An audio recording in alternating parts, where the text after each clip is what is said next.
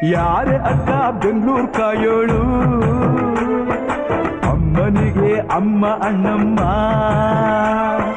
ಯಾರೋ ತಮ್ಮ ಕರ್ಗಾನ್ ಮೆಚ್ಚೋಳು, ಮಲ್ಲಿಗೆಯ ಮುಡಿಯೋ ಅಣ್ಣಮ್ಮ.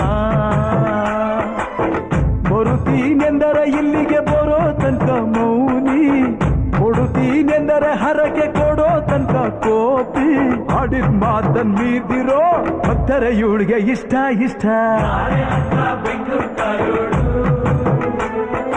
ಅಮ್ಮನಿಗೆ ಅಮ್ಮ ಅಣ್ಣಮ್ಮ,